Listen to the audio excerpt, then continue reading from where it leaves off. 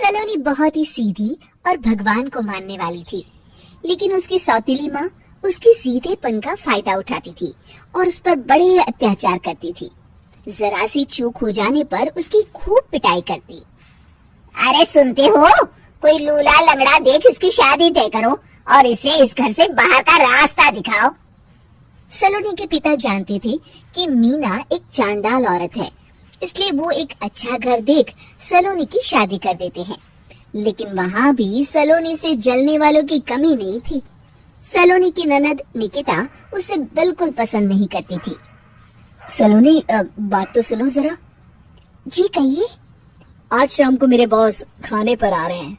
ध्यान रहे उनकी खातिरदारी में किसी प्रकार की कोई कमी नहीं होनी चाहिए। जी आपने कह दिया, बिल्कुल वैसा ही होगा। शाम को सलोनी जैसे ही गैस पर खाना चढ़ाकर वहाँ से जाती है अभी इसके खाने का स्वाद बढ़ाती हूँ। निकिता गैस की आंच तेज कर देती है। थोड़ी देर में देखते ही देखते सारा खाना जल जाता है और पूरे रसोई घर में चारों तरफ धुआं फैल जाता है। अब आएगा मजा। माँ जल्दी आओ, यहाँ देखो सलोनी ने किचन में आग लगा दी। अरे तेरा सत्यानाश हो, कल मुही तूने ये क्या कर दिया? सलोनी की सास उसे बहुत डांट फटकार लगाती है। तभी मोहन अपने बॉस के साथ घर में प्रवेश करता है। अरे भाई मोहन, ये क्या तुम्हारे घर का क्या हाल हो रखा है? लगता है खाना जल गया है। चलो खाने का प्रोग्राम कैंसिल करो, मैं अपने घर जाके खा लूंगा। सर, दरअसल सर मुझे माफ कर दीजिए। अरे कोई बात नहीं, घरों में ये छोटी मोटी बातें होती रहती है।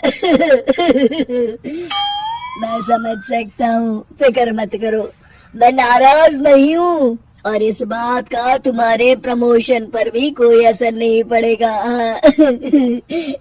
चलो अब चलता हूँ मैं।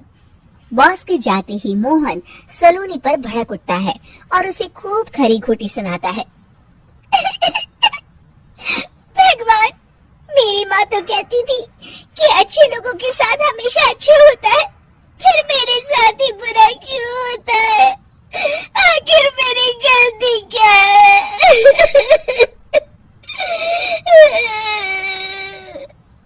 तभी आकाशवाणी होती है।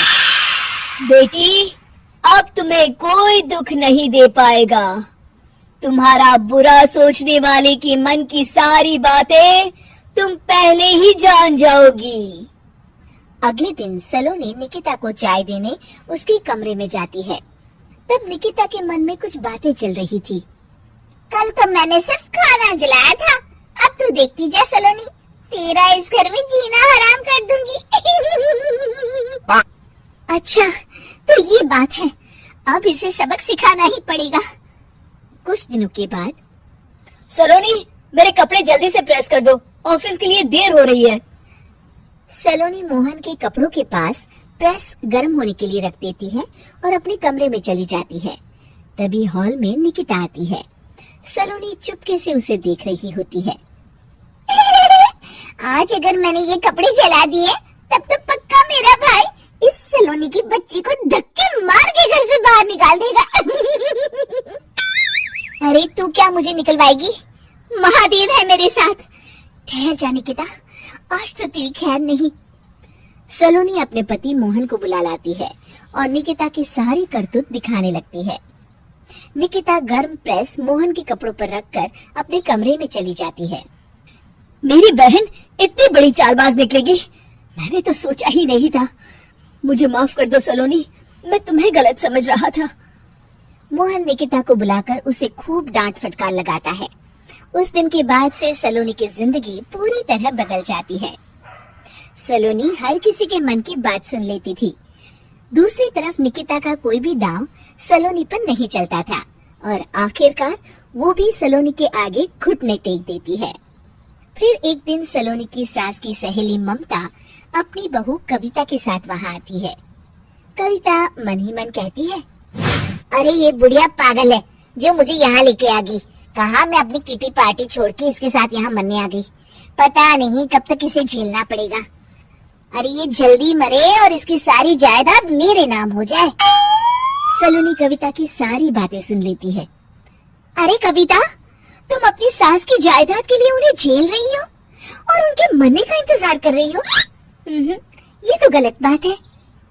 सलोनी की बात सुनकर कविता बिना देर किए कहती है, अरे ये तुमने कैसे सुन लिया? ये सारी बातें तो मैं अपने मन से बोल रही थी। तुमने कैसे सुन लिया? बस फिर क्या था। ये सुनते ही कविता के बगल में बैठी उसकी सास उसकी चोटी पकड़ लेती है। क्यों रे कलमुही, तू मेरे बारे में ये सब सोचती है? मम्मी जी, मुझे माफ कर दीजिए। बड़ी आई मेरी जायदाद लेने वाली। मैं आज ही अपने वकील को बुलाकर सब कुछ छोटी बहू के नाम कर देती हूँ। चल घर चल, आज तेरी अच्छी खबर लेते हो। इस तरह सलोनी लोगों के मन की बातें सुन लेती थी, लेकिन धीरे धीरे सलोनी को एहसास होता है कि उसके आसपास के सारे लोग एक दिखावे की जिंदगी जीते हैं और सब एक दूसरे के बारे में बुरा ही सोचते हैं। हे भगवान, दुनिया में कैसे लोग हैं? सबके मन छल कपट से भरे हैं। मैं तो लोगों की मन की बातें सुन सुनकर तंग आ चुकी हूँ। मैं अपनी जिंदगी में अब बहुत खुश हूँ। अब आप मुझसे ये शक्ति वापस ले लीजिए भगवान। इस तरह भगवान सलोनी को दी हुई शक्ति वापस ले लेते हैं